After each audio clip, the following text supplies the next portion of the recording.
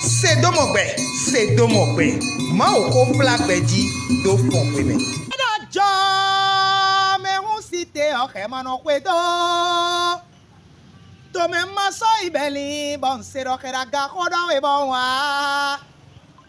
Wete hu hunsa ni kochele mi ku abodo se domogbe sin agbasa. Bienvenue. Donu mi Bonne arrivée. mi ku abo. Bienvenue. Egbe o mina kendo we made ubo eno yelaro. Ja si we ma. Sinu gbore me o eno edo ja ledo akojewe ma. Yoyo meje yan ni ko wewe no wa ta menu mese. Me ro pe ja yewe si lenu meto.